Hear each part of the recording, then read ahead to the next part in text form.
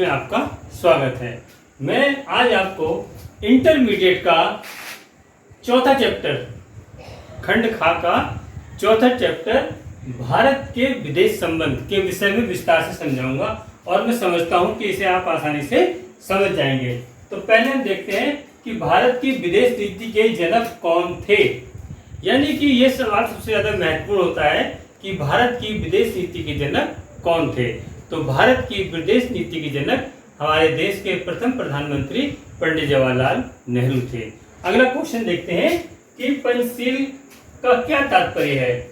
ये एक ऐसा सवाल है जो आपको हर जगह मिलेगा, हर कंपटीशन में मिलेगा कि पंचशील का क्या तात्पर्य है या इसकी स्थापना किसके द्वारा की गई या इसके क्या क्या उद्देश्य हैं। तो हम देखते हैं कि पंचशील पंडित जवाहरलाल नेहरू द्वारा प्रारंभ की गई 5 सिद्धांतों की नीति है। कितने की?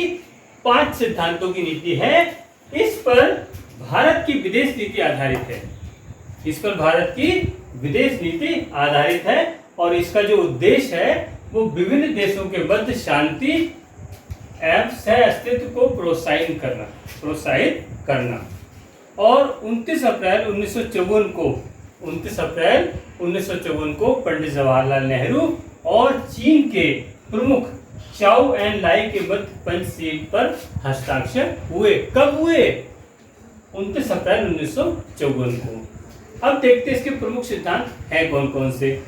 तो इसका प्रमुख सिद्धांत है एक दूसरे की अखंडता और प्रभुसत्ता को बनाए रखना, यानी कि किसी भी देश की अखंडता को बनाए रखना और उस पर पूरा सहयोग करना। दूसरा, एक दूसरे के देश पर आक्रमण न करना, यानी कि भारत की विदेश नीति की प्रमुखता है कि वह किसी देश पर आक्रमण नहीं करेगा और वो ये उम्मीद करता है कि दूसरे देश भी किसी अन्य देश पर आक्रमण ना करें। तीसरा है एक दूसरे के आंतरिक मामलों में हस्तक्षेप ना करना। अधिकतर देश जो है एक दूसरे के देशों के आंतरिक मामलों में हस्तक्षेप करके मौके का फायदा उठाते हैं। तो ये पंचशील का प्रमुख सिद्धांत है कि उनके मामले में हस्तक्षेप न किया जाए।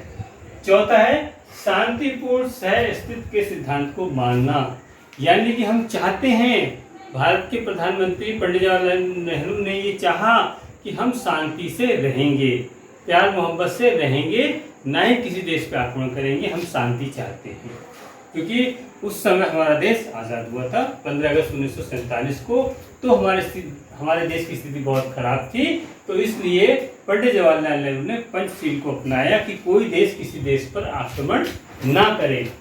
अगला, आपस में समानता और मित्रता की भावना को बनाए रखना, यानी कि हम सब समान हैं और हम आपस में मित्र हैं, कोई भी देश एक दूसरे का शत्रु नहीं है। तो इस प्रकार से मैंने आपको बताया कि भारत की विदेश नीति के प्रमुख पंडित जवाहरलाल नेहरू, पंचशील सिद्धांत के जनक पंडित जवाहरलाल नेहरू। और मैं समझता हूं कि आप इस क्वेश्चन को अच्छी तरीके से समझ गए होंगे।